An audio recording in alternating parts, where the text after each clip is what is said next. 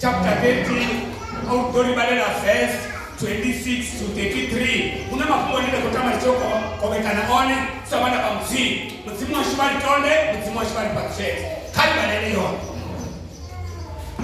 Numeri chapter 30 verse 26 to 33. Madam Shena Aaron vawana vena chividzo chote chavaisraeri vesongani la parani petu hune apikadese vavahanelela na chote chividzo makumu vavasumbedza michero ya hilo shango vavahanelela vari ribva inenge wariruma raya shango inokangoni era mukana nochi michero yanongei one vatu vanondi vamanda midhi ina micheto navaenakiro vavona vaamereke vodzula khalangeno dhasi vahete navayebusi navaamori vanedzi chavana vakanana vatumbo ya lwanje namulamboni wa yorodhani kalebe achiri vatu vasibungulele mushe ambali Nḓarieni ryodzhia shango helo ukona ḓushikona hone vhala vhana ve vha tshimbila nae vari a ri nga koni u lwa na havho vhathu vhane vha ri fhira nga maanḓa vari lila shango le vha ḽi ṱola ḽo vhifha vari lila shango le vha ḽi ṱola ḽo vhifha vha tshi vhudza maIsraele vari shango le ra tshimbila khaḽo ra ḽi ṱola ndi shango ḽilaho vhathu vhano vhathu vhoṱhe ve ra vha vhona ndi vhalafu ro vhona na misonda ya lushaka lwa vhaenaki lwa vha misonda vane ro livhana navo ra wana ri tshi tonga dzinzie na vhone vha ri lavhelesa sa zwenezwo khani kwenye mali baba walikatulu dzina ni la manda la mrena wa Yesu Kristo Jehova mrena mtumwa chilivili ya balibuwa Yesu washuke ya mapungo mtumwa walikatulu ngari machona dola na msini watambwani amba na lime sabana wao mrena kotra matoteni kotenda uru mtumwa walikatulu musipo amba na tenga ifeni rito baranga na rafanga mna kuhola safari na msilichita Yehova na ulipungo lako nina kuchilo nina manda yebu kupetema ruboni bode ambao wako kupetema mre kwa walikatulu kumolao mtumwa walikatulu tatulu vitoka zirago lipo tana malwate ngatandula na titaizo Kristo mtumanga tatubala nebo na mchini Yehova ndiko rabelo ringatsi dzina la manda la murena wa Yesu Kristo ngabe murena totra mandote uchifuna mbilu dza shwedzi watu vavofuna na ndebe dza shwedzi waripa zva chimuya uri rikona upfa ritarukanye zvimwe wahamba dzina ni la Yesu Kristo ndiyo china ngalo ngari zvewamba zvoni msimanga zvepurupedzea murena Yesu Kristo banataka Jehova murena msimu wa chiriti riyabalibu amen. Hapo ngano nimechemene tola za musi ngoba na mafungo riko bana mafungo alushaka abana ba Israeli musibati kovasha bona na Egypt ifuna mutimu liko sumega alushaka lela balichifune sanga msimu lushaka lumela toba umufuno akamsimu ono lushaka kama ndibakuzenga hano nimechemene tola za musi musimu baba chitula bora bele sakalo ndilo ne lushaka leba lufuna reality bana tsina ile na Israeli uri oni wana atikofanga Mesopotamia hange musimu batwamba zori sina lao ufinyi alibi Yakobo bali mtu wa zino au teto Yakobo utoto Israeli baliborwa na watu na msimu wa kunda hapo wa Israeli wanataka kuomba ngabo hano nimechorona tola na musimu nimene bana beba tupea shinji shango na Egypt nimene bana beba tambuza shinji ngabo Egypt hapa watu kama ndi mabuze bone hapa watu motambula kama ndi mabuze msimu wa shu amanga chinga watu bachitambula sobonana ngabo Israeli baba watu bachitambula masiani na usiku moshengera na wale mimwa ana nitakatia watu moshengera sabia dzhia na 40 years bati wakambu mara hapa ila bana wale masiani tolanga musi ifuna musimu liko listumeza musimu na walendo musimu ndira bati kwa kasha kuna proroga la prophétiso promise land baba kwa kasha kuna prophétiso kanto kapusha kuna prophétiso kama ndio mtema tunena tolanga musi Jehova musimu wa shwari hapa prophétisa chitu Jehova mrena msimu wa shwari hapa kutachitu ala yani kutobaitana heti na heti kama nimezuri mvura yana kana weka matumu haishanduki ala msimu ali kutobaitana heti utobaitana chato rai hapa ni kwa nani chakana Israeli kulwa ruko tu ruko yake promise land ruko yake chama na prophétiso bali manema to prophétiso oyo msimu wako totomo babona nusibendi land obabona na musibatika kibachengelo kama ni babutenga ali machona kwa musi kote ngamia ngamra twanga mkomana wanga uribone moto bahali kana batambulo ni ngabani kana bani mama tumbo ni mangabani kana mama tumbo ni mangaba asitu kutiso kama msimu already msimu ya zipiba kama na mimi mke nyimele yako msimu ya zipiba kama ndio ya zipiba nyimele yako msimu ya zipiba si msimu ya zipiba promise ni shango oba na nyimele yako pia mubonenge kapuku ya Exodus chapter 3 verse 7 to 8 uri ngango obusiwana abatu banga ndokubona nango obusiwana abatu banga ndokubona matatambula yabo ndosibona sinilo sabo ndosifa matupo abo ndiyakiba kadrona ndote akatibale na mani kadibale Exodus chapter 3 verse 7 to 8 huyu msimatiri ngangoko busiwana abatu banga ndokubona bone mamaze matupo sinozo kubatina bona ezo sinokuba problema msimu wa shatu kutisiwa uyazidima na hone wasibona Kambara na rote. Uri na zilo zabo ndosifa na zilo zabo ndosifa na matupo abo ndiyakiba kambara na rote. Nzuri bali bakutupa ngamini mtimatu sube hadi kutositiva. Oyi hapa ngamachoro ni atwala musimu siliko bara kauli mushaka ni mushaka lera ba luchiko ishaka kati prophétiso the promised land kama ni babu kemslo hapa una petu una msimamo baisa hon na honi habuti kama ndio habuti Tadi bado basema na ndebe timani. Hedro turaba, anapokumbana na zori, ndio tindatu wali mwana ni mwepe tupano na kubangana, rapangana na mahayani, rakitoka katapano, rakubangana na palengana na mahayani. Hedro kubangana hapa, riko renda katino kwa msimu, ende niwe ndoni. Riko petu habuti, msimu mari nukiza na hon, petu habuti, usafari na wan, petu habuti, petu habuti. Kambale, Exodus chapter 3 verse 7 to 8. Munzimo angori. Yes. Kango busiwana abatu bangabarenge ikipita ndokubona. Zwililo zwabo ndozwifa. Bakombetshedzile murahu habo. Matupo abo ndi adiba. Ndodala zone uri ndibachidze zvondani zvavekipita. Uri ndibabvise kashango helo. Ndibaise kashango labo ndinoatamaho. Ndinela era mkhana noji. Yes. Ande odzira ubakanana nabahete nabaamori nabaperesi nabayevi nabayebusi.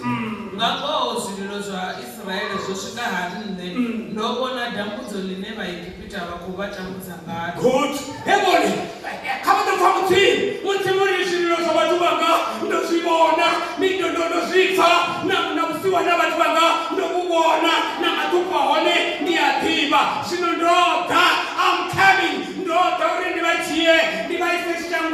labuti liyelela omkhana nothi kanti lana ngate wewe ndio kwa hiyo hili jambo la mimi ni ela mkhana nothi kama ndio vile bishangu tilinazo situ za Mungu kitu za Mungu wewe kiniwa hapo tudiwa na mamuno petu wa muti hapo tumela mkhana nothi uyachileya tumela mkhana nothi ni petu ndimo tunaone abatisori mutsimo wa kubaisa shango ni metorano ali kubaisa shango ni ela omkhana nothi na one shango ni ne do atama shango ni do atama ndikotama waisa ngei ngori zilo za wandozi kama na nani wake mate wanandi kutama kana na choka tula na msibone kama timezuri hizo kuchimbira ama kuchimbira za mtu pepo ngamanga madaba mwana wa mzimu wote raro hizo ni maji kuchimbira baba ndio ndio raro ama tukupeza mtu akatibuni kwa yao unenera kwa yao ya utiba and aromoto muti umurera gari neba rikoto ishaka mzimu where food kama na nani wake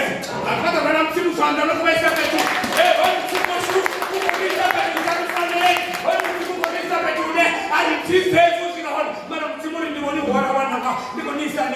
shango ni mielelo mkana nothi the promised land kata na neno ke mara nikutama ama kutama na kapati yako yale Nḓarieni ndio shango Nḓarieni ndio shango tene uko na ndio score bai mwale heti Nḓarieni ndio shango neno uko na ndio score kata Nḓarieni wape Nḓarieni mokoti Nḓarieni watanga wasana Nḓarieni shango neno kariye shibuyani zanezo Nḓarieni ukona ndosko kando la lele rote hayo mungu mfuna mtsimo ndiri musi hawo matirele musi bendoni ungalindi abarona bachiko chimbira ena mutsi ungalindi ababona bachiko chimbira mutsimo baranga panda rozitha mutsi bachifasha na ikipita so ni baba ranga panda ka gore masierna nichiba gore na mrunzi bacha chimbiri tuwa ngama tekwa na nichiba la mulino nichiba bonekera aba bathu baba chimbira masierna usiku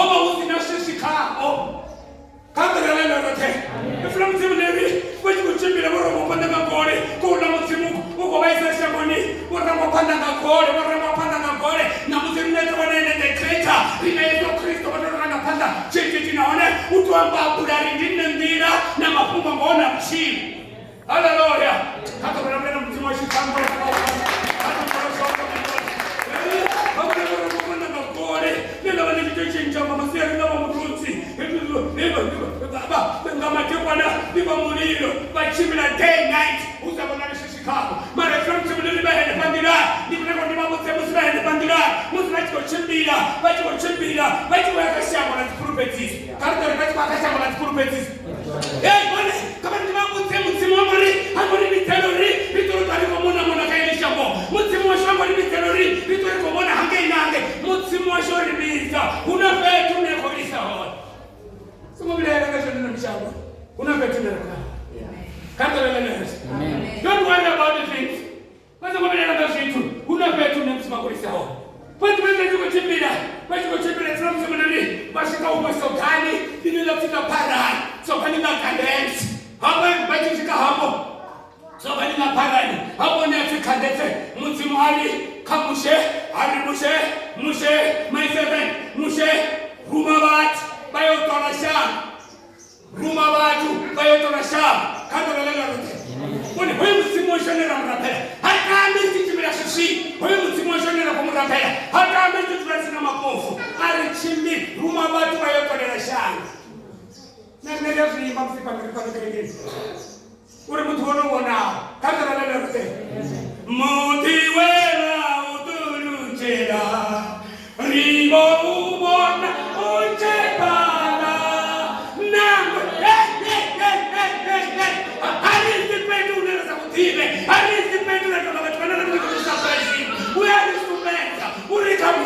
Ruma watu wayotorera shango. Eno nenda kunyako duniano. Mutiwela utuluchela. Riba ubo na uchepana. Na kweli mundu icheloni. Ngemusa. Kuna ubona. Unera kwa ya onera ubona. Anali masa utibi. You must pray. Kama na msimu wa tena. Mundu wana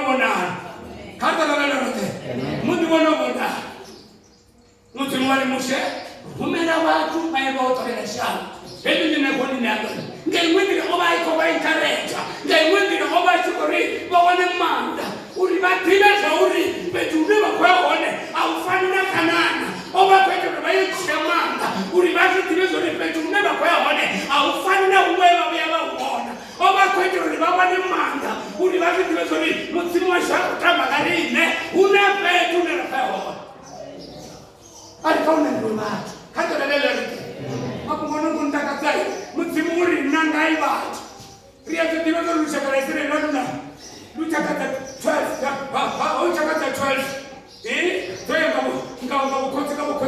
ngabukotsi hafi nangai vana va 12 naone musuchi vananga usokozo konanga vatu besi nangai voita osava koro kato lelele nangai vakoro uto nanga baba koro vaye vaotora shamba hapa vatu va 12 varumiwa mushamba utali yenu tora shamba nirira benesene ninge urishamba ndo toita han nirira benesene zori shimera faone nirira benesene vatu vane vatrene uritiva manda nakana ni vatupe nirira benesene sote gaimwendi roko nirira benesene mafua hon nirira benesene bona miria hon nirira benesene na michero nirira benesene niri uyele bona muwa mche kadra lelo rote amen Ruzibona kebaga kubona banamba batuwa chibito na mushena aroni basara be para basara botula tokalika kadete abona banna batuwa islam simuliri basika abona banna basita sauti ka buronwan kama kibabuti alika batu sibasa feya kana watu na shamba ni bachela kando kanendo te abona batu na shamba ni batu shibona ni hebele gindi komele hebele gindi tani enya kama bele enya kama bele enya kama kodo enya kama Bachikonda belesa Islam kemele hisba jisika continua inkono bawana mumudiribe wa mama mumudiribe maguru ani abatu babona na bono bacheba beba na one wa ndo bakufone na tibira ne bawana ufi chitakola cha one chichi bali mochirema bato wala katanda something ati kandora na ndote chitakola chichi cha mudiri kandora chitakola chichi cha mudiri Oh my God, how come we're not going to see what I am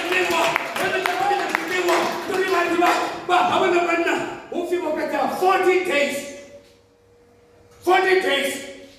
Bati kutoka shango bati kutaka chikonye bati kuya bati kutaka chikonye bati matua amaome mama bangesha kwenda kanana bati kubona ro shango bati kubona batore bati kubona babona zote babona bofreta bafaralendo babuyangelo haya ifuna mtema ndiri hashika chibuya babona chibito chote chokubangana so kalila kanete ya hamone fiki parai bana Moshe na Aaron babona chibito chote chokubangana ukira baba hanele sema sikona heniki kando baba hanele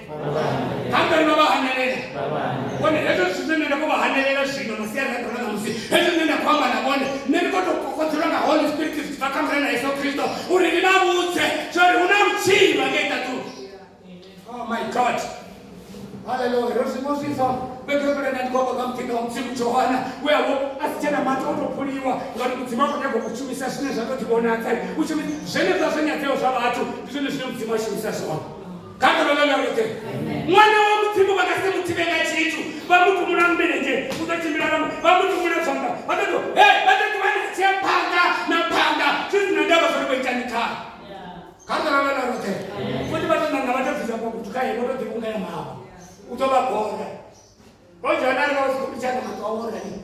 Kama ndo kakisa kare, ndio tukubona tatuli kufanya kama ya wecheruwa kwenye bozo kushaba. Kama ndio tukori hapo kisulo cha mapona cha kisa matoa binange. Sio bapura haya unaka hapa haya. Bapura haya ndio bwana tukole tipira. Bapura haya ndio kuseta na sina mshumo. Apori wanela uri aboninga manto abiru obonechewa. Amen. Hapo bwana babuya. Hizo tumeona sisi kubangana. Ndiko nyako wazuri mbone. Yesu acha kuchia. Kanda na neno tena. Amen. Kama tazeti wako na niombe. Yesu acha kuchia. Yesu acha kuchia. Mkomano mama, Yesu acha kuchia kazi yangu. Yesu acha kuchia mtu wangu. Yesu acha kuchia mane. Bachechele tesenga manda. The good report na the bad report. Kanda na neno tena. Amen. Bachechele tesenga manda. Good report na bad report. Zote anacheki ni nishauri. Kando lele wote.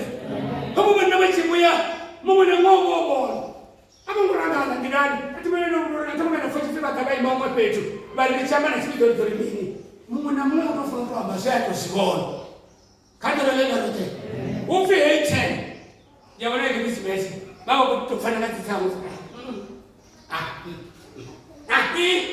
auta namuna roba manda kabo na takabo bodala zibungulu kandolo lena rote kama tani Tarafu, babe bari botsina mtu kana bacho chimena na mtu afasa. Lamu badeli india. Unataizo. Kato tunaje. Badeli india. Hango wala toni yawe na shetani la wango be chitu na mtana nembo beba mwana mara bibi wewe me. Ndio ndio ndio ndio komena na tale yote.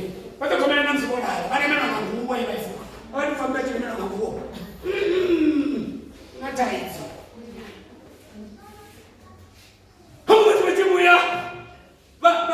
Batura, ugarindia babona. Batura na 12. Here's my 12. Kanda na 12. Kanda na 12. Bana kadima kwa ndio roba kana na timika na 20 na kana 15 kana 15 roll hali. Here's roll right. Tuna report as fani. Kopi kama ko. Here's my jiga, bali kamushe, bali Rifani ndio bwana kwamba mnamtili kwa nafsi kwa wote. Asipaya. Rifani bali ruma. Shango lao ni Ralivhesa. Mara bandakaza. The good report. Yoto toma wote mama tusomoke tunodini. Bali Ralivhesa eno shango Ralivhesa. Ndi shango la buti, kando ni shango la buti. Kando ni shango la buti. Kando kuna mia dimba mama. Ndi shango la buti na ona eno shango ni era mkana ndochi. Lena mkana ndochi. Kando kuna nona mraba. Hey Fatima, nduri balibera mukana ndochi, Ralivhesa, ndishango nabuzi. Babo tirinchiki. Bali bat. Mara, kando ni mara. Kando ni wale mara. Babi ya mafamutu ya tiri mara, kabone. Batime zori, uko nyako wafisa, tati mweta jipinda, cha profetiso. Temo ni maprofetiso zori. Mara, kando ni wale mara. When you have a bat, very mara, when you hold it, but when you are off, you are not going to be Canada, but when you are for people, Nature will not finish our feeling of me. Maybe when I'm too much like this. But when I'm a flower, but for people are number 44. Well, whenever they are overhaul, nobody can overhaul. Number second is the cat. Here's what you want to see, and I'm going to na bachukunyana na batamatua na batena tena ngori vitene rote kando lele rote hey ufi watu waneni ba barafu na waneni ba manda ene adige na waneni na mitia waneni na micheto na mitia na micheto ende roto barabona na bishaka na baina roto barabona na baina Padwa, hezo tunakwambia wasote barafu, hii barafu na mitia micheto. Hadi baba na waendaji, ni watu wale baifirele. Hezo nduri zote mambo pataiti. Sisi baba na baba na watu wote nini? Kama ni baba wote, msimu hezo achibanya chitu. Ubana ndimo nacho. Kando na mendo te. Hango mea niko baisa shakoni na mtai. Hango mea niko baisa shakoni na mtai. Wewe mtimobo tusiamba mzazi kutifuti kurupetana na mshe aliangalia na kanisa wane ameinisha wale na kanana nito wanaona chaka kanuna mbili hizo chaka kanuna mbili kwenda ni kwenda na bani but fear not ni sawa Jehova na oni zango pata ni nne kando ya neno tena wewe au tunachibu ya hapana ni shamba nisema watu wanacho na zangu di chini tisibena na chini bado na chini bado kutoka baba sababu wanachoka bado dzhia batidisa kabo kando na lele yote by force ngori ufana na mzimu wa chikwamba Yesu Kristo achikwamba uri wewe zoranda missing ida ya Yohane na maasi shitabu na mamusi zito tirai uri mubuzo wa mzimu mteno nga bahari na bone bahari ni bone kutuba hobo chikoshaka wa bainaki uchikoshaka wa mikia mcheto hobo shaka wa banabarafu Israel timiri hapo banabari shin hawa ni Kalebe kando ni Kalebe Every color be ame different so risotoma. Ngande risotoma. Ngande risotoma. Yo bana ngame nofamba umuntu.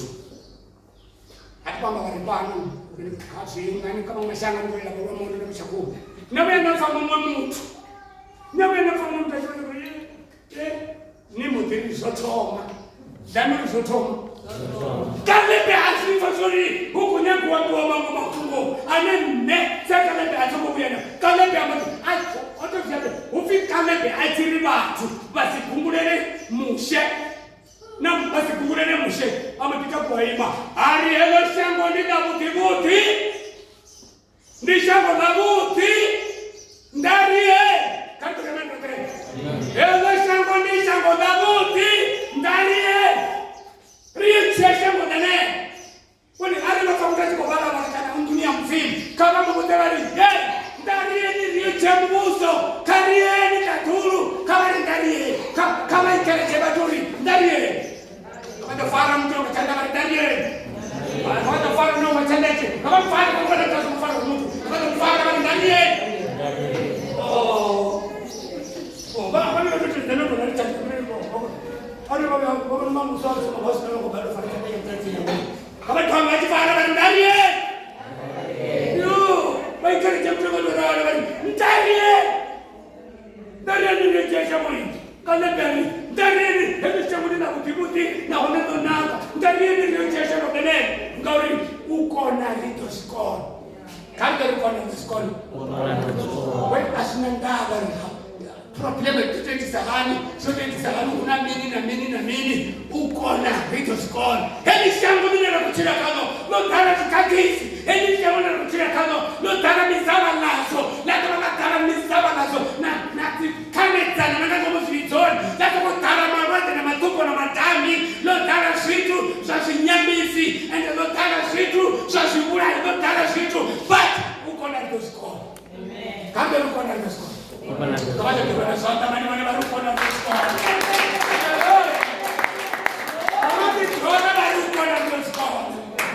Asunandava zamisha kulotalo menina meni asunandava zalusokote kisahani asunandava zalishakata ngotoa makachukua na kachukuru asunandava uko na kusko kala bali ndani ndio chasha mwenene hapo ndo wana mapindu wewe ringa sikoni kuna watu wajitoka ulimi na maswali ringa sikoni hapa kama na msingi kwa watu maswali hezeli mrena bana hezeli mrena kama tumune rudimi lori atinga koni kato nemendo te kama tumune rudimi lori atinga koni why kama tumune rudimi na lori atinga koni ngauri bone abakoni ngabo te bakono ngaba koni sawa oh my god nero washikala cha chamusba riba tukana batukuzimu tanyi nitukuno sombiwa pesa fi aswali ngenda utamuli Shaka se uchinyamini mito bana kama ngale funoka kala mumu. Marabe mkoma na wao ni wewe. Watu wana uko dunga wa dipina bure. Anga tutatenda boso kutanya kama tanga mahuru. Jaji, natumani sio. Wao ndio mtukunya na mtumishi. Ndivyo kuna mkoma na wao. Kaje ndio mimi una mkoma na wao uyatonga. Ngani wewe unamulera. Una mkoma na wao uyatonga. Ngori na mashina chuleleza. Asha abaji kwa mkoma na wao. Kato na mendo te. Sina una msimu uyatonga. Ezi una mrena uyatonga. Ngori nataka ni mwezi piba zori. Ni mkona zote na ono ukuta zote. Kama na mrena msimu wa shua ne. Kani mwaka kwa kutaka hali na chanya kuna na musi. Uri harani mwone wachi kuchibile na hoi msimu. Anera kuroke na heni. Anera wachi kuchibile na hoi msimu. Uya nikuru pete zori una kuturo katuru. Anera wachi kuchibile na hoi msimu. Fear not. Basamo pa chintu. Basamo pa mutu. Basamo pa puka. Basamo pa nyemene. Basamo pa dwaze. Basamo pa matumbo. Ngaru shoto na shti. Ene merikona ngai. Kando rikona ngai. Kando rikona ngai. Wewe mandile kusema nanga watu wako dada, watu wako hela, watu wako chua, ngandaba yole wako chiamanda, babu isaka wale bantu. Muni babaleni. Atuna mwana na kazo tano baleni. Nina kama kianuka baba huko tu. Timuti babaleni, mimi ndio nakona. Hayo ndio ndio mfane. Anende ndio mtakula, wanachokula katika mapembe. Mara ndio babaleni. Wako tota polisi. Kamera mendo te. Wewe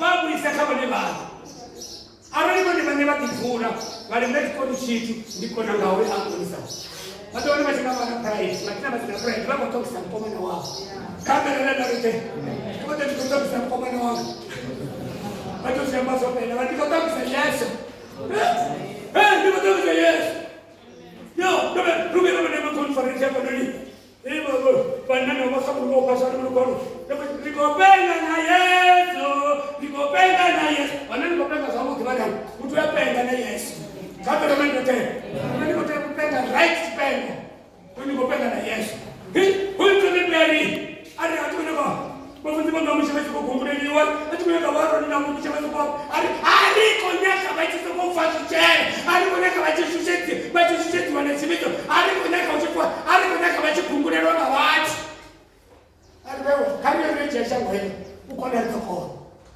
hivi ari mwana wa msimu pena protectant chivito kato protectant chivito ngati penda chivito chivito kato chivito Serene tani chivito nitiko itera shauri bafunzi banu basongotoa bachiko gwada kwa chiwa bachiko gumulelwa ngacho ngore chivito chavana taizo ukungulelesha bafunzi kato lalela rote amen bananga tani bana mind of protection man amen ndio mna kwa ndio mngeza habari mngatona fumana ndio ndio ndio toka hapo takokulela toka hapo takokulela bafunzi ndio bari karieni ndio cheka mwenene basi kwa sababu mbona basi kwa ndani ndio cheka mwenene utazifanya hapo kwa imani hapo tangori ndio kujawari utatoka kukukulela moshe na runyaba mjodo kukuleliwa ndio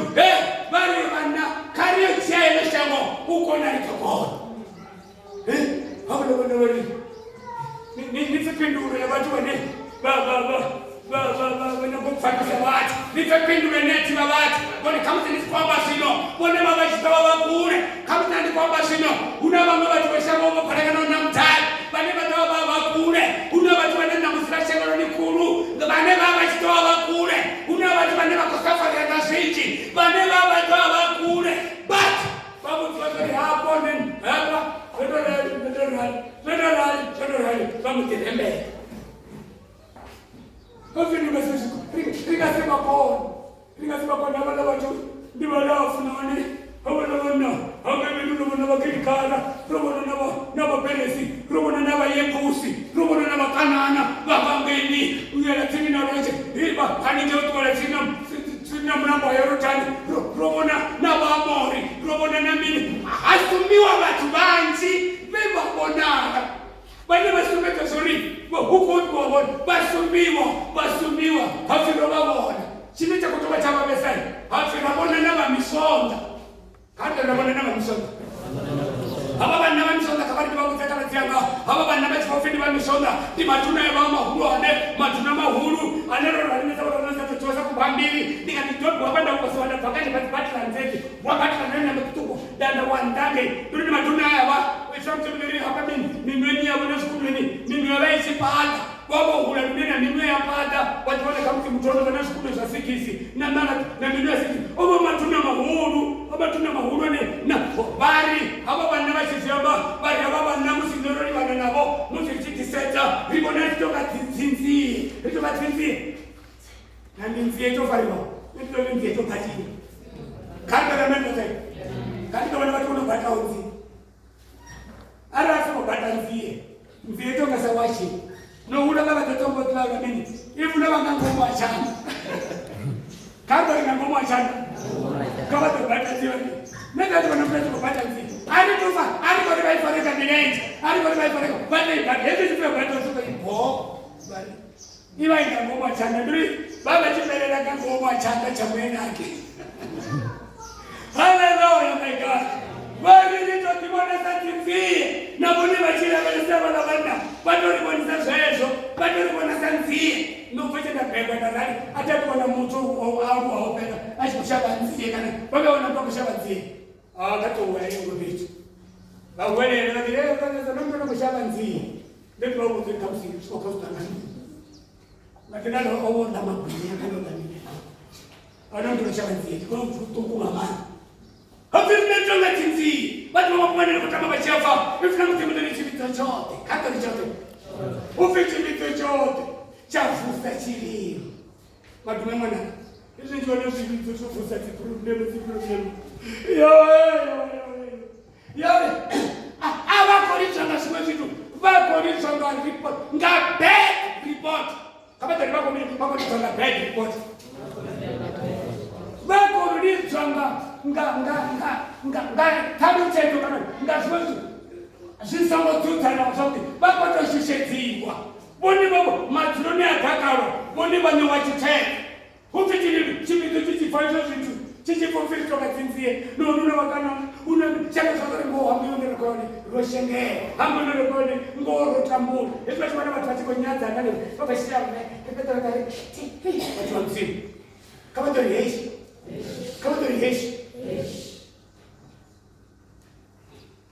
ufitili tajafuta chiri usiku wote chana chikulile chichiri yowe nurimecho kama nibale nibala kani nere chapter 14 ata bala hivi ene kama kikala baka kama nere chapter 14 abale 1 to 2 kai bale numeri chapter 14 yani kwa sasa chapter 13 aba za chote chapo sachilo chihuru kani chapo sachilo chihuru na muziki kile hofu wa shiriki hofu wa kunguru na ona chihuru watu wako kungura watu wako linda watu na watu wako linda kama watu balila kusikuono Vaisraeli vashambira mushena Aroni kama kuzapa ndaliboni chibito chichishamba eti chibito chichikungura eti chibito china problem kanji batone chichishambira kuranga panda chichambira bafunzi kata chichambira bafunzi manana kufunzi mkombo nisema kuona kama mtu kama tunashisha sanga kutai kama hongo chikombo Rikombo, no wanga funzanga chikuwa, no wanga funzanga ruomode, no wanga rafa kwa sibini, no wanga tenye para ukombo, arali kumranga panda like a pastor, bishop, apostle, and what, ukombo, ngari zichibipa, bashambela yenu. Kando remember them, bado siko tutakubana mli. Kando fuchecha mkato. Vaisraeli vashambira mushena Aroni. Chibito cha amba chake. Ngabe rofa za shuri chengei igipiti. Ngabe rotifela man. Ngabe rotifela za shuri ne pasogana. Ngabe rotifela nduri kama ndina botinga. Nduri kama ndio kasina wana mtu achifa hapa, ata hapa, ata hapa, ata hapa. Kandari hapa ata. Kandari ndari hapa ata. Mtu achifa hapa, hapa ndo fakofuna una problem of a bad report. Sino chinja. Uri kwenda ndo fela kama nge kipiti. Kama ndo fela guy. Wale bato tambula. Kama tabana mtazina wale bato tambula. Umwe ndo bajenza na milingo. Mumengo bana choma baka. Ndio mwendani tuchimena nafanya kila bana na mtongo. Uriwe ni kitu alichonyeleza. Na nyeleza kwa kama tunakili someza vizuri. Anaweza japo katika nani nani. Aniona katika baba. Ndio naweza mnamo nori. Kama nilitotuma wewe kwa kama ulikwenda nikao. Una baba watu kanina msibabu kama na manda. Watoto wanaangani msisino. Bango watu waelewa. Obata kichafu. Obata kuna sema mfunzi yaka. Obata kuna chali. Obata kuna kitu. Mara tuna kama mtoto tena kwa sisi sana kwa spenda shuka kama mtu mkai. Anasema mtu matona ni mtoto tolia. Wale hapo tunataka by force. Bafuta kushuka tena. Hata daba tuno na mtoto nyanya. Bali. Bali katika hili tunaona bali hapa nini? Ngati 26 kana 27 ndio bali kwa kwenye chene dia shule wa wanafunzi. Bwana kashuma gani? Ni shuma department. Wadi zero bwana. Bado siko ni papo 3. Na kama 3000 kama ni ndio. Bwana kama ni kuna watu wanakutana. Ndio kwamba mromo sokora. Kwamba ufanye problem. Shumani mazuri. 3000. Shule wa wanafunzi. And then ahora ndio ahora mara nyingi yakisema rijaka korosa na ziaka ni vatosipenda imwe chelede ini vatotoribora katoribora vatotoribone bora netikazvisimuri netitivatikuorarawo vorara vaitaimisa vaitamenyisa vaipirisa vanatotonewa vatopfa mutachi sokanuvarichavanaka sokanutozviricha angeini shango ninaikipita vaisraeri vavasavhinga ufuna angei shango ninaikipita vaisraeri vavasashuminga ufuna angei shango ninaisraeri naikipita vaisraeri vasashumi mushumo vachaisanga chipinga chinevafuna kana vachananga hova usamamisi mwana shango ninaikipita angei shango ninaikipita hovona vatuva vachikutambura havana vati vachikutambura vati vandivanezvona maforomane vanoima achikovaforomisa vachikosuka madhaka vachikosuka madhaka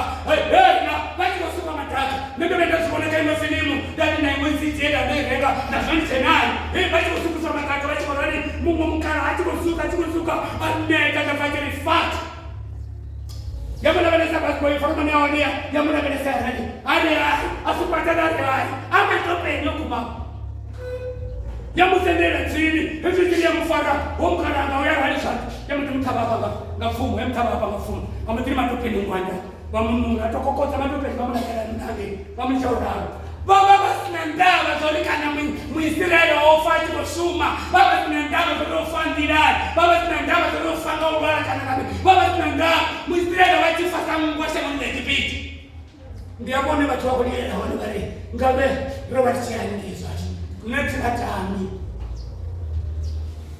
mudzima vavatishedza nevandivaotichipinga vasendereiko kavamwe vatu vevapfa bad report varitse vasenderevo kavamwe vatu vopfawo bad report vamusenderevo zvakuti vari vaone vatoedzani vatomufa kutoamba achidhaurwa toona chiimarai ati akaisa kuzvidicha vane zvipingo kamupfimu ndopira katozvipinga chemitototo chafuza chiriro taringavechifera zvachone pasogani ngave mutsimu ati asatenderi chipira rimodifera ene pazvacho mara verse 6 katombara verse 6 ene paka 14 verse 6 ndimuti muchivogongorerwa kandori ndimuti uchivogongorerwa mushe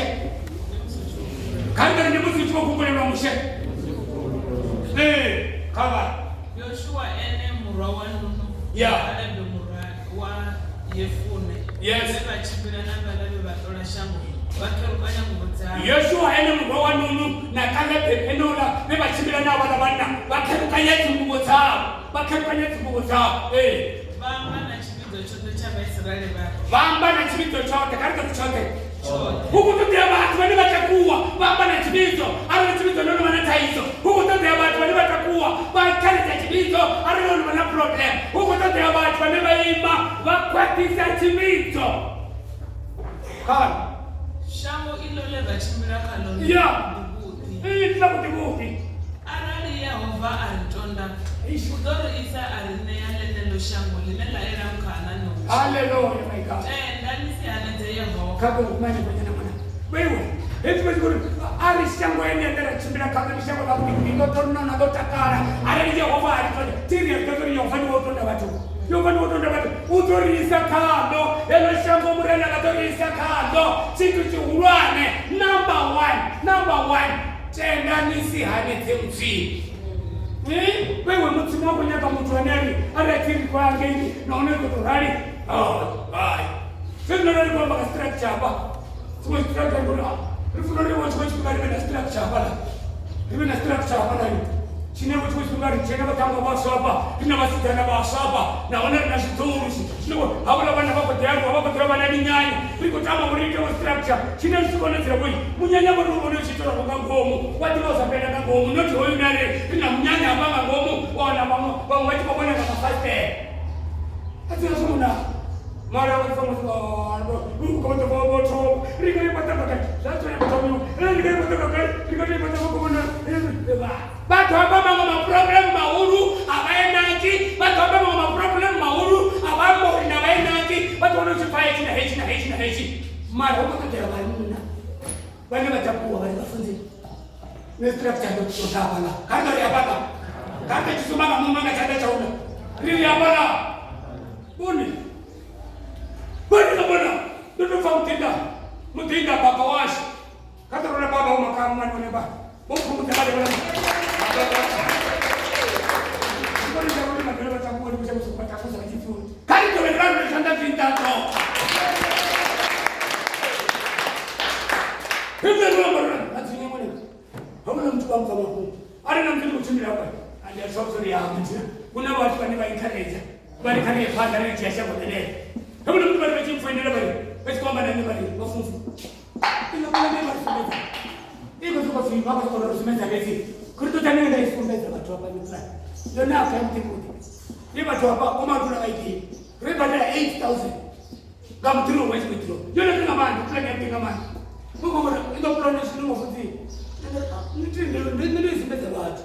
Kutini watu ndio ndio kuna uzuri kesha. Bali mafuti kwa nini mtoto pati. Aingawa tu kama watu wanataka kupakani mshango. Enda ingapa tu kama watu wanataka kusikia wao kupakani. Aingawa tu kama watu ipatwa ngarine. Kando ni ngarine. Kando ni ngarine. Hata pale zaanda wala mtu. Hata pale zaanda. Ani ipatwa ngarine. Ndio tunasema kuna meza bwana mwana ni kusema. Ari uyangala na mama wetu. Utona machena maronya yopata kitilo mtu. Tutema bwana mwana. Ibona ni mapai ya sheri. Akapata kitilo cha mtu yake. Mara ngarine. Kama ndio hawana basi kwa ngarine. Baba sababu ndio ni matume, ndio matume ndio mesilanze, ni pasana. Baba tukuamba ngakutendo. Kando na mimi tena. Hawana mtu wetu baba Mungu wetu kwamba ngakutendo. Uri Yesu rine riazita kwa Yesu ndio kositange. Alikuyoshita ngabeba, rikosita na pata kai msimu. The creator tenda bali na kitu ukona toko. Ndio ndio solution iko na kando ndio hapo. Ndani kwa basi sazuri una watu wale watakuwa sababu Kalebe na Joshua wale watakuwa bali wafuti kale banda washakuwa na kahelo arali msimu alitonda alifarisa shamwana rekodi chia na hone tenda nisi alikemsi mtu anohani msimu ndio hana mtendo kaza lelo lote mafamu tunachi hana kamsi ndio hana mtendo kama ile verse 11 verse 6 hata wale mwana walikuwa na msimu ndio ndio bali kwa wapi kama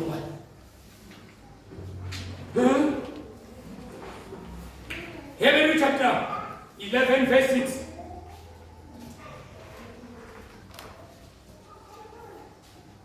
Verse 6 sasa yeba. Ngauri mudzimu atakazvinga sina rutengo. Unopasenderawo mudzimu chako upe kutenda zvauri kuone.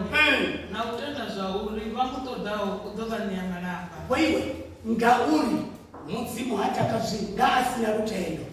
Yesu wani basina rutendo. Hapa na ngombe ni ya msimu. Yesu wani basina rutendo. Hapa mshumuni wa msimu. Bwana ni basina rutendo. Hapa ndani ya msimu. You are nothing. Au ndachina wangachiita. Nguri abangata bwana.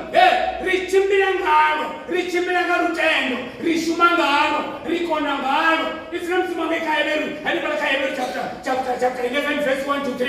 Iri rutendo ni ukuru sasa ni ndene. Ndupika zisatu muono. Hata ndupika zisatu muono.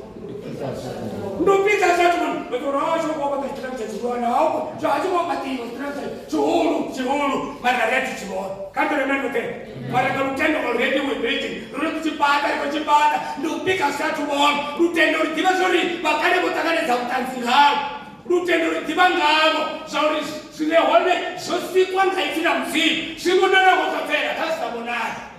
Oh my god bone mama kana botea Marwari msema kwa strap cha chikoba ona balani. Chika bato kwa batu badili. Only 2. Kanga 2. Bawana wewe mama timbe watu kwa gani? Sasa wanda huko nikicheza. Ndio wana muna wangena wana ndio wana watu. Bache huwa anabeleza borano. Bawana ukufuleliwa. Bache bwana anabeleza borano. Bawana tinasi kwa posio. Bache bwana anabeleza borano. Kawatari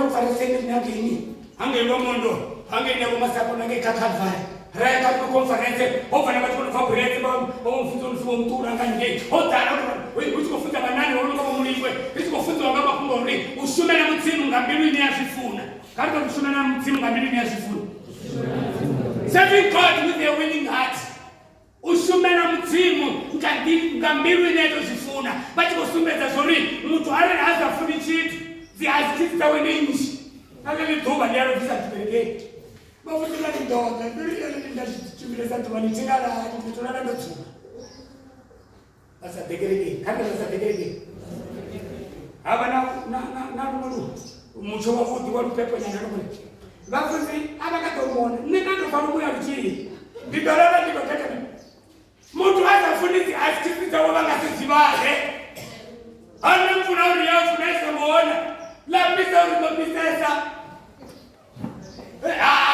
kamotoria mara ari vakosifuna katorakaiyaro arani vachikosifuna ahuna chitu chechandaiwa pangao ahuna kandori ahuna kandori ahuna ndanichakusapa vanaka ndatotakusanari ndandikombera vanaka olukisawo maudzi ndiyazifuna chirukisa maudzi ndadzitsie ndiyatamani chitipanga kuti ndichikuna chaona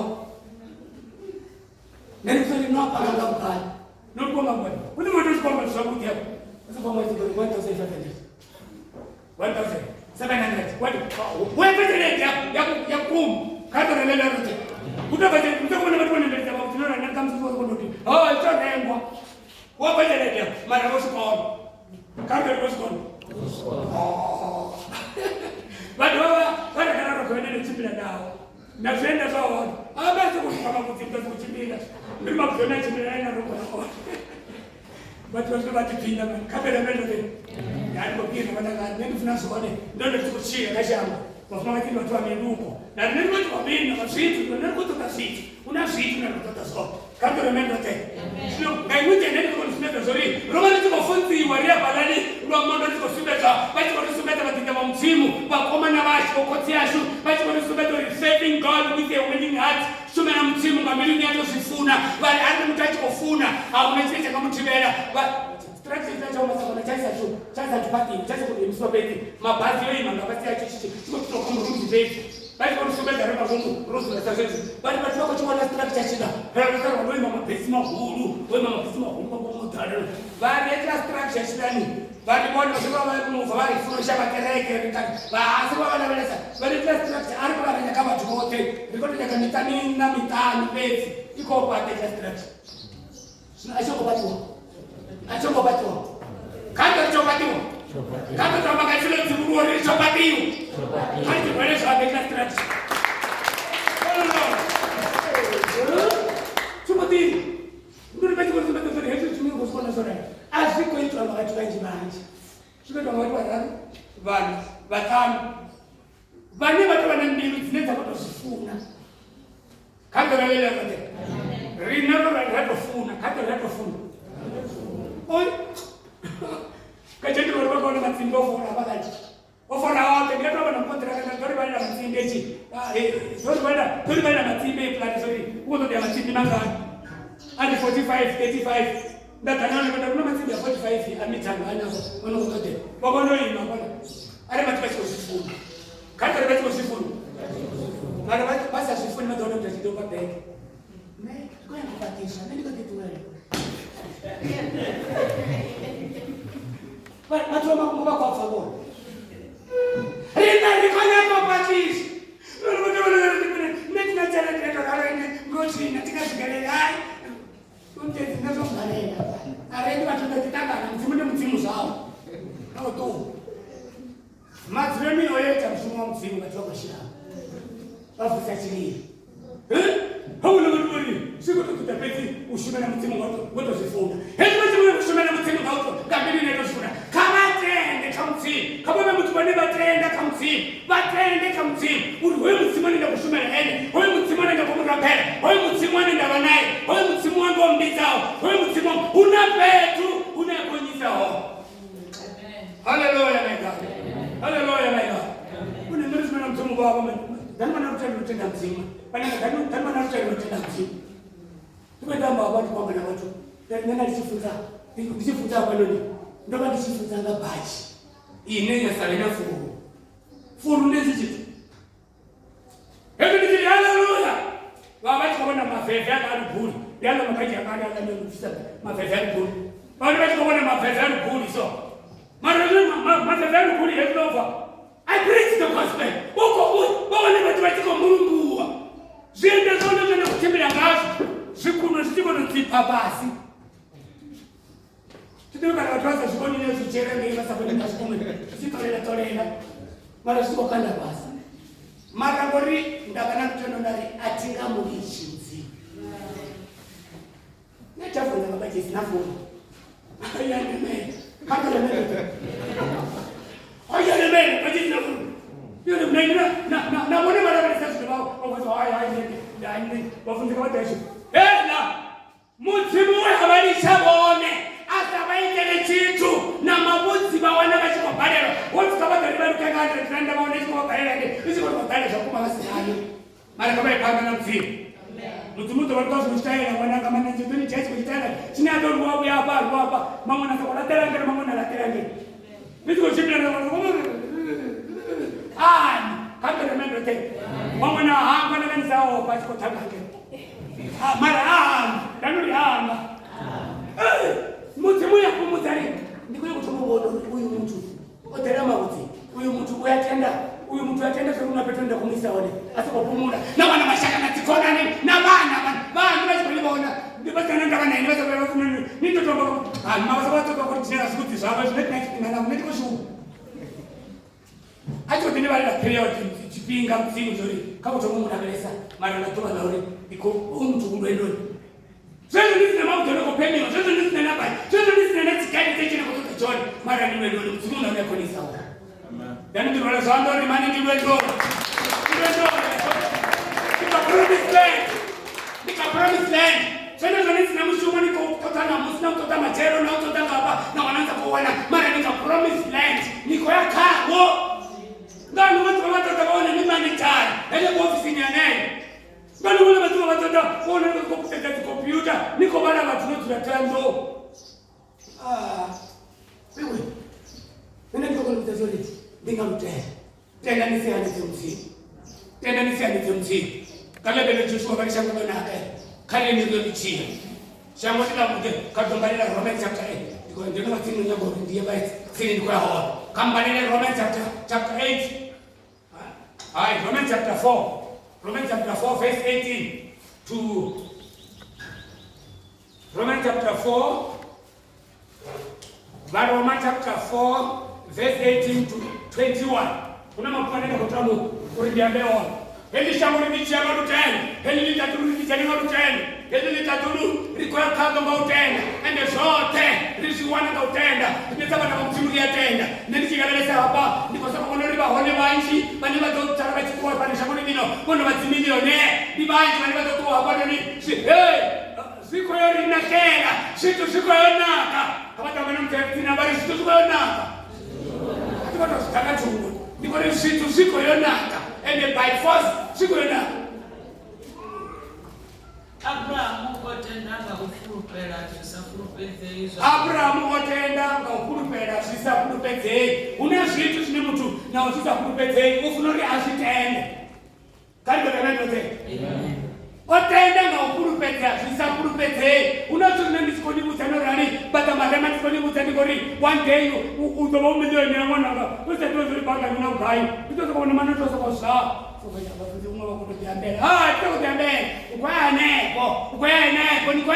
manenge, nikwenepo. Wasikana, unakatoka kulima mbele ya mafukufuku. Ukwenepo. Ndio kwa mwana mtu wewe unaweza kutoka mzima mfumo wa tuenda wa bone kutoka katika wasachaisiwa basi bado kati baada na mtu anatua kwa nyingi basi bado kwa pia nyingi basi kwa mambo mashaka ndio kwa kule kule netabelea ngani barabara wamtinda ndio kwa my lord msimama protector mtinda wao ateche kuyo mtirezi kwa side tuko zote ayanga ntapo uko umuchibira na ntapo muyani bado tuko azikuchibira ngoto padera chipasa ndoni achikwa kapitana chipanga hata tikona kama achitoba naye yao kadri yao ribo ndizi kupengi kule ano tuwatafuta batumi basi bwana iko matunya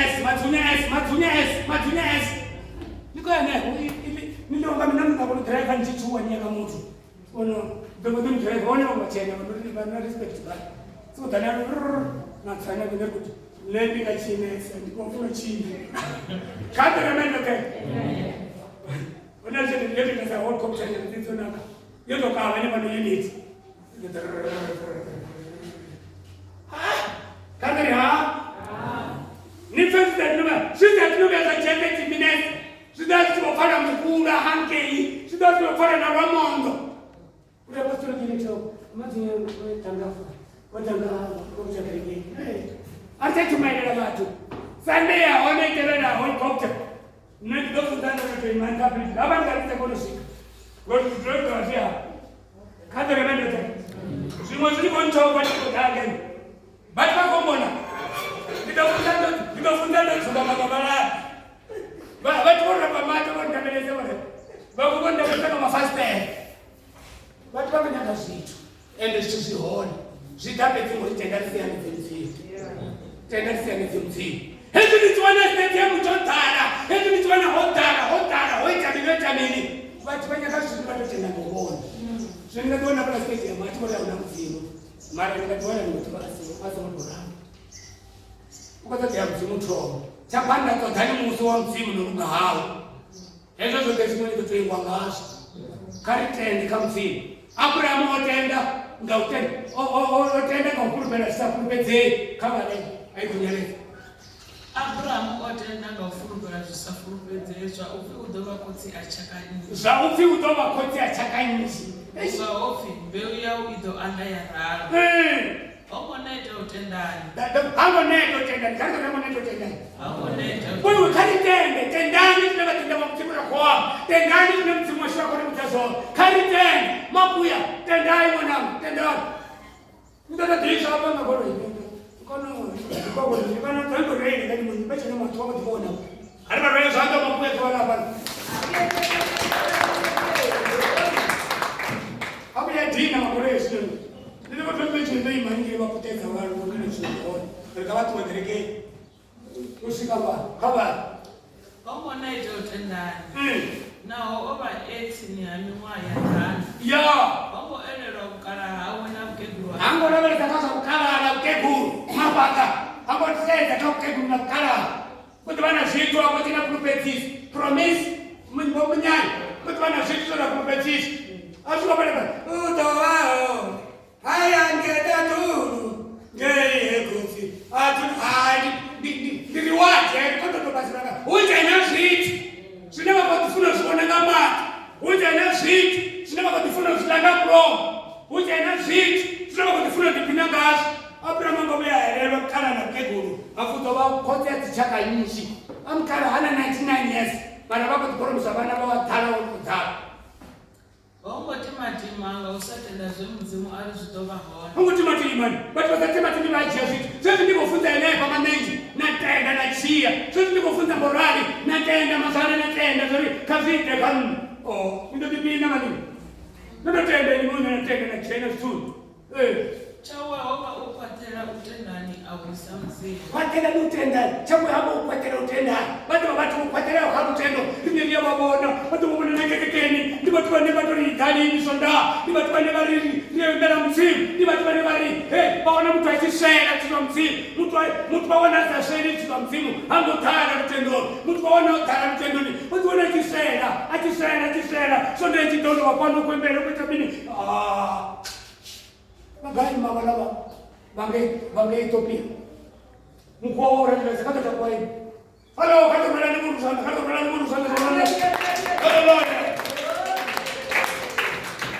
wala ndio wana kwa hizo wana majira ndiko tapa wana kupata ile malaki toko bwana ofisini karibu kwa nizam no hapo ina zao ni mtu hapo basi kwa nini wakusaidia ama tulibana mtu tamani na mtu wa Ethiopia para mosela ndo wale wale bana machoro ile kutani bana ufia kutima utokwatela hata kukwatela bana wote bani baba manose masatano kwa kama tokotela mbili utokwatela bachechi korona mara vandu tubone bakufana matinga tikuru ndo stage ndio mweli kasonde ile pera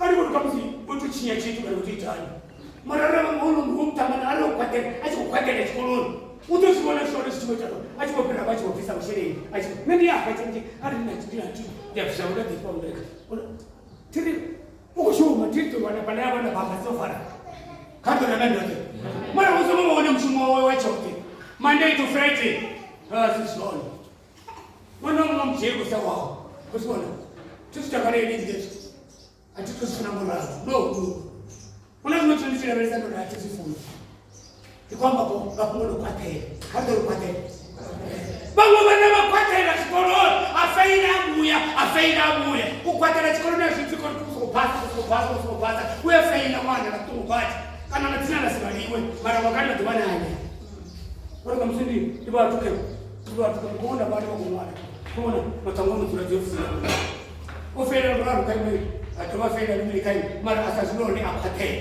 kandorakwatera kunikuva kwaterekerekeni mani utoona mutikuto vaitira hezvi nahezvi musivatira bichiri ende vachifa vaisa petu vavodi kava akurupera chote zvauri zvekudzimu ari zvidovahona ene nauzviita uwazvikona akurupera chote zvauri zvemudzimu ari zvidovahona hezvi zvemudzimu wamupurupetisa heipromisi yenu nemudzimu wamubuta yona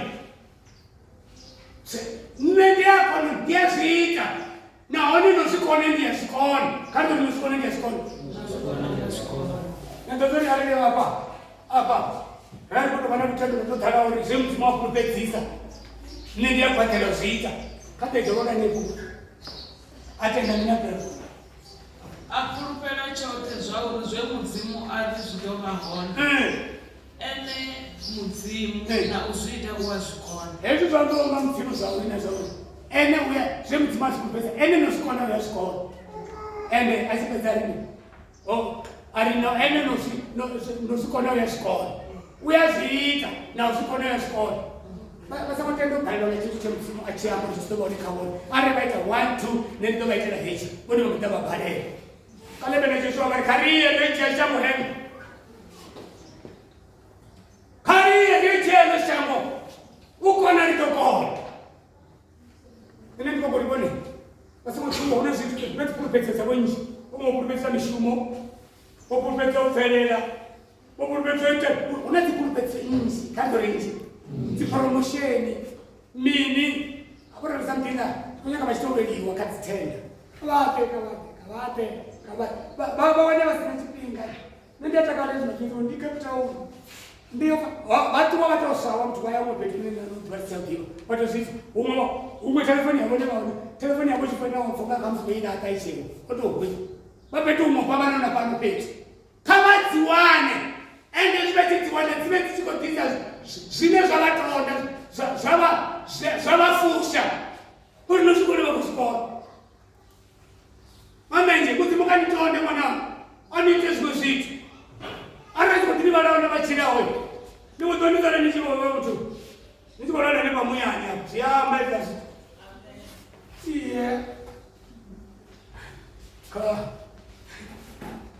tenda ndisiyane dzemudzini kavatosedza mutadzini wavari tenda vasiyane dzemudzini tenda vasiyane dzemudzini ndikopedza ngaya mapungu kabuku yasamere ndikopedza mapungu kabuku yasamere chapter 17 wasori atombarera yone ambarere yone achipedza ridotangwarovhara rayoniwa mzimu katapera zvanovambesa mapungu samueri yautoma chapter 17 verse 33 to 36 ya abale mutamani mwanangu tifuningwa ndichitayara kavanokula pano kuti mungari pacheche Saulo amba na Davida ari aukonulwa naye umuntu ndi munafusa ndi muhuru naona wakoma na wakusha ngauri ukadiva mthanga kodwa mtu ngano ene emunna wa mafumo bana ni hawo yokamba Davida ari namulanda wawo ndova ndichilisa zvifuwo zvakutsianga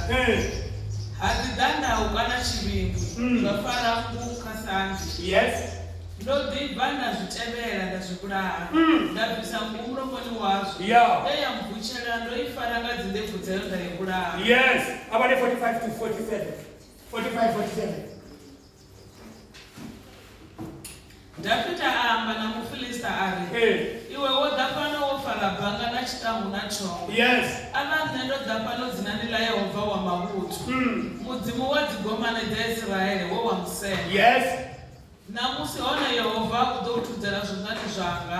Ndi ḓo u vhulaya nda u tumula ṱhoho. Manga a ṱaḓulu na zwivhanda zwa ḓaka namusi ndi ḓo zwi ṋea zwitumbu zwa dzimbi dza Vhafilista. Yes. Ndi hone shango ḽoṱhe ḽi tshi ḓo ḓivha uri mudzimu wa Israele u hone. Nahone haya mavhuthu oṱhe a ḓo ḓivha uri mudzimu ha languleli muthu nga pfumo na nga tshitambo. Yes. Nndwa ndi ya Yehova. Yeah. O ni kumedzela zwanḓani zwashu. Yes. Kha ri tambo ri ime nga milenzhe. Kha ri tambo ri ime nga milenzhe.